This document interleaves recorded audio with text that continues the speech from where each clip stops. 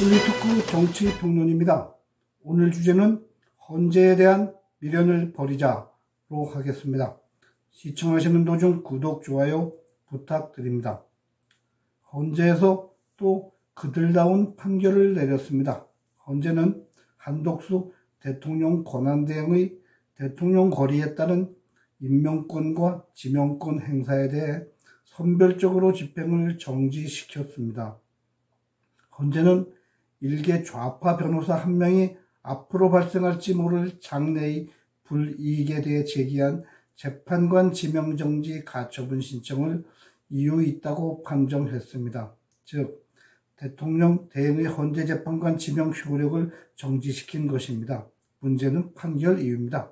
쉽게 말하면 잘 모르겠으니까 본안 심리에서 결정하는 동안 효력을 정지시킨다는 것입니다. 그런데 본안 판결도 같은 자들이 합니다. 지금 모르는 것이 6월 3일이 지나면 알게 되겠습니까?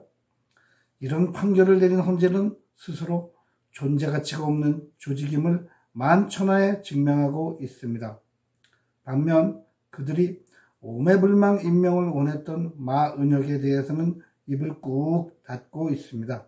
정상적 사고와 지적 수준에서는 도저히 이루어질 수 없는 판결입니다. 대다수 법조인들은 쪽팔려서라도 이런 판결 내리지는 않을 것입니다. 헌재는 마은혁을 임명하지 않는 정부 측을 향해 헌재의 정상적 운영을 위한 권한을 침해했다고 임명하라는 결정을 내린 바가 있습니다. 언제 임명하라는 단서는 없었지요. 자기 편은 임명해도 되고 상대편은 임명하면 안 된다는 판결을 누가 신뢰하겠습니까? 그래서 헌재에 대한 미련을 접자는 것입니다. 헌법재판소법 제6조에는 재판관의 임기 만료일까지 후임자를 임명해야 한다는 강제조항이 있습니다. 한 대행의 2명 재판관 지명은 법적 의무와 대통령 권한을 동시에 충족시키는 일이었음에도 당사자인 헌재가 자기들의 정상 운영보다 한 개인의 미래 이익을 더 중요시한 판결을 내린 것을 국민 누가 이해할 수 있겠습니까? 그들이 속한 조직은 헌재가 아니고 더불어민주당임을 노골적으로 드러내고 있습니다. 저들이 조직 정상화 운운한 것은 다 거짓이었음이 밝혀졌습니다. 이제 어느 국민이라도 헌재 재판관이 내 이익을 장래에 침해할 수 있다는 소홀을 제기하면 받아들일 겁니까? 그야말로 국력 낭비의 전형입니다. 그래서 헌재는 없어져도 될 하등의 가치가 없는 조직이라는 것입니다. 더 해괴한 일은 2명 재판관 지명과 동시에 임명된 마은혁에게 가처분 주심을 맡긴 것입니다. 자신은 임명되고 다른 2명은 지명되었는데 직전 임명된 자가 지명된 자의 무효 가처분 심리의 주심을 맡는 것입니다. 양심이 조금이라도 있었다면 못 맡을 것입니다. 그런데 마은혁이 누군가요? 극좌에 속한 대한민국의 판사로서도 부적합하다는 평판을 받던 그런 자 아닙니까? 이런 자에게 기대할 것이란 없습니다. 한 가지 더 있습니다. 임기 만료 이틀을 남기고 가처분 심리 표결에 참여한 문형배 이미선이란 자입니다. 곧 물러날 자가 새로 들어올 사람을 비통하고 빈자리를 공석으로 남겨 조직을 7인 체제인 비정상으로 만드는 데 가세하고 물러나는 것입니다. 혹시 정권이 바뀌면 자신들을 다시 재판관에 임명해주는 은전을 기대하고 그러는지도 모르겠습니다. 말을 참 잘 들었으니까요. 연기력도 제법 출중했습니다. 이미 저들이 임기 일부 연장안이 국회에 올라간 상태입니다. 이런 헌재에 대한 미련을 가지면 안 됩니다. 다음은 이미 오염되어 버린 우파 참칭 재판관들의 처신입니다.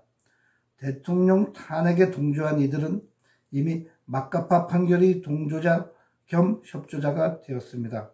무슨 거래가 있었든 쥐가 구린 모습이 역력한 이들 또한 거리낌 없이 그런 망국적 판결에 동조하고 나선 것입니다.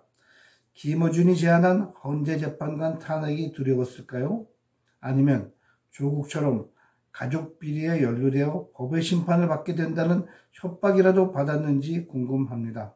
그동안 숨겨져 있던 실력과 인성에 맞지 않는 국가의 장관급 예우를 놓치기 싫어서일까요?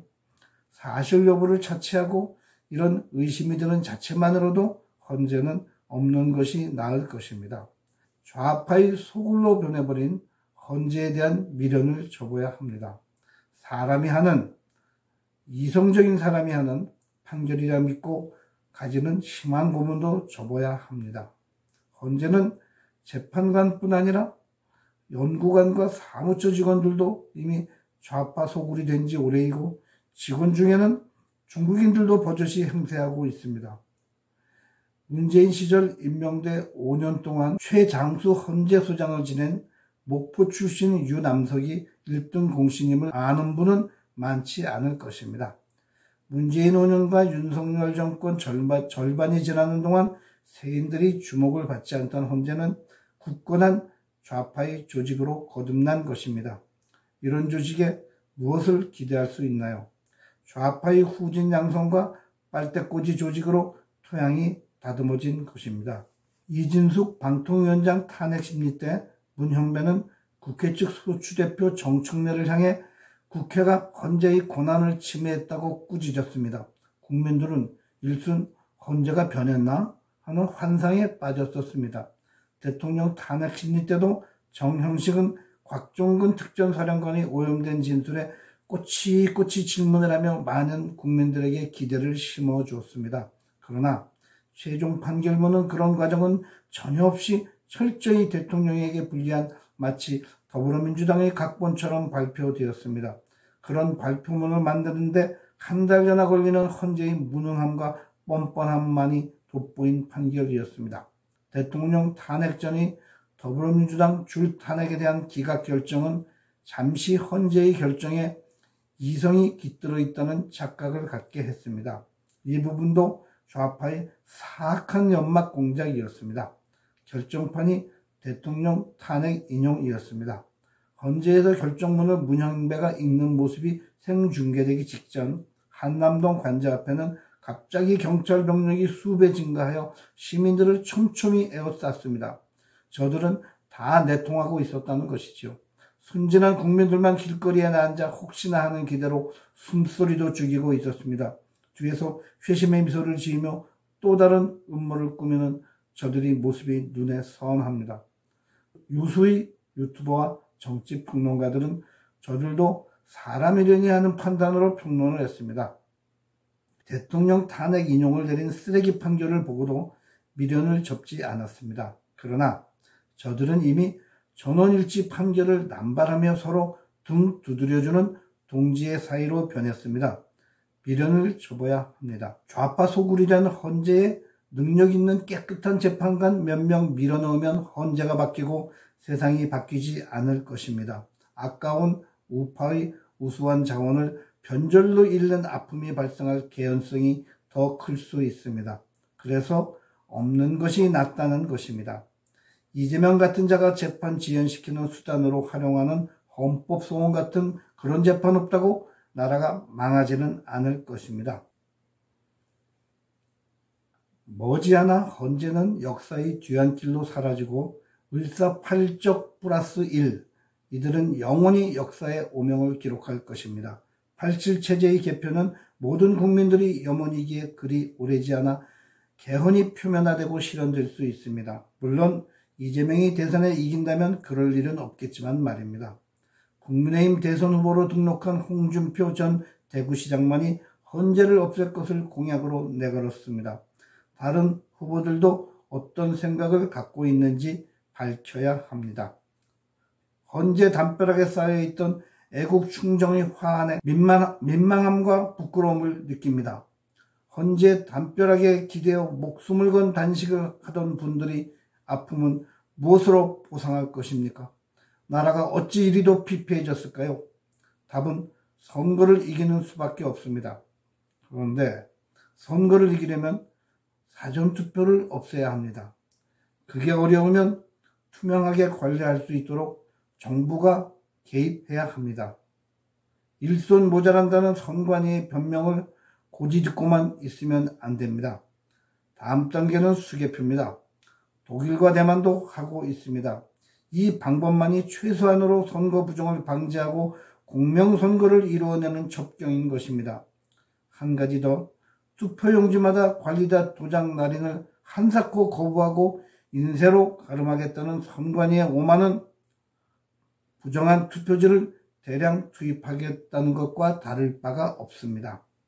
도장 찍는 시간이 그리 오래 걸릴까요? 선관위는 국민들을 기다리게 해서는 안 된다는 이유를 대고 있지만 우리는 가족회사 선관위가 국민들에게 친절한 것을 본 적이 없습니다.